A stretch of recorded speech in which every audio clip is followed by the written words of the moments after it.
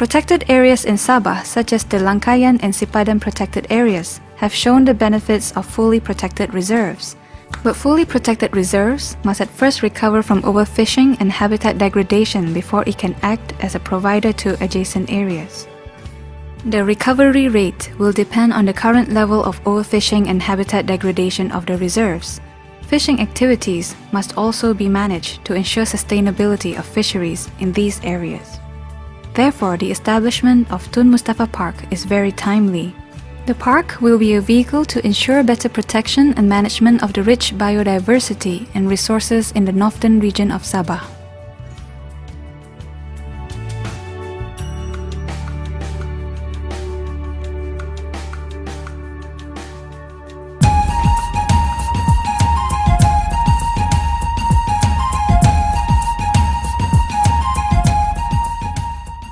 The process of gazetting Tun Mustapha Park will involve: Number 1, identification and demarcation of boundary for Tun Mustapha Park. Number 2, preparation of a management plan for the park. Number 3, public consultations.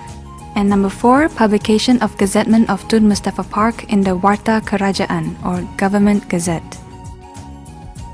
Community and stakeholder support are critical to ensure successful gazettement and management of Tun Mustapha Park. Their support for the park will translate to better involvement in the designing of the park, participation in the management through collaborative management with the relevant government agencies, better compliance to regulations and management scheme for the park since it will be established with the communities and stakeholders, and benefits for the communities and stakeholders through well-managed resources and opportunities for sustainable livelihood. Community support is important in establishing and managing the park. When people support the park, they will agree and follow regulations as well as assist authorities in managing it. This is known as co-management.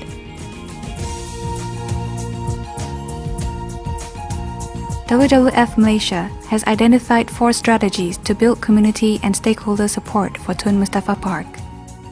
Number 1, community consultation and participation in the gazettement process.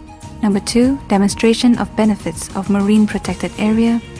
Number 3, development of alternative livelihood. And number 4, continuous communication, education, and awareness-raising activities. About 80,000 people will live in the park. Many of them rely heavily on marine and coastal resources. Therefore, their needs and interests should be considered and incorporated accordingly in a management plan for the park. Communities and stakeholders should take this opportunity to ensure that their views are heard through the consultation process. Tun Mustapha Park will be a multi-use park with a zoning system in place to accommodate the many and varied resource use of its coastal communities and stakeholders. Establishment of some zones, such as fully protected reserves, will reduce options for many fishing communities in the park and have an impact on their livelihood and incomes. However, this sacrifice is necessary to promote fish production and ease the overexploitation of fisheries resources in the park. Understandably, communities and stakeholders need to see these benefits for themselves if positive responses to changes instituted through the park were to be expected of them. That is why the establishment of a model site for marine reserve will be the first step towards convincing them about the biodiversity and fisheries benefits of a marine protected area in the long run. Co-management approach will be attempted at the model site where its benefits could be demonstrated. Co-management empowers the community to share some responsibilities of managing natural resources with the government. Co-management and community-based management of natural resources are not new concepts, but have already been practiced by relatively progressive and organized communities in some parts of the proposed park. Sebenarnya cara kami mengawal kami punya kawasan perairan, kami ada satu adat ataupun peraturan kecil lah, yang mana peraturan itu kami sudah persetujui semua yang penduduk kami. Jadi mana-mana yang orang luar menceroboh kawasan perairan kami akan terus pergi kejar. Kalau kami boleh kejar, kami panggil, pergi pejabat kami bagi penerangan. Sekiranya berlaku balik, orang datang balik, maka kami terus buat aduan lah kepada pihak yang berkuasa. Dan begitu juga kepada penduduk kami pula, sekiranya orang ini mengundang orang lain untuk mencari ikan ataupun menangkap ikan, lebih-lebih lagi meracun ikan lah, apa saja jenis ikan, maka kami akan ambil tindakan denda kepada yang melakukan kesalahan itu. Dan apapun yang kami buat, contohnya membuat satu proyek ataupun apa saja yang individu itu mau, contoh buat bagang, perlu ada kelulusan daripada jabatan kuasa JKK itu, agar kita punya sumber, dia tidak akan pupus begitu cepatlah. Alternative livelihood options for those affected by fully protected reserves will be identified. Communities of Tun Mustapha Park will be facilitated to ponder their options in alternative livelihoods and identify issues that need to be addressed in the process. At present, there are some good examples of alternative livelihoods implemented in the park. Marine culture of seaweed, sea cucumber, and mussels are some of the success stories.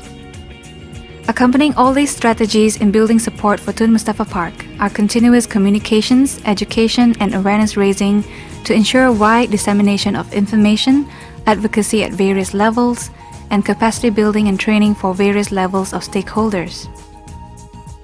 To summarize, strategies aimed at supporting the government's effort to build stakeholder support for Tun Mustapha Park are a region-wide community survey to gather stakeholders' input into the management plan and zoning system, a model site to demonstrate fisheries benefits and co-management concept, and continuous awareness activities to be conducted through the Bangi Environmental Awareness Center, as well as ad hoc basis. Objectives of this center is for information dissemination as well as creating awareness among local community.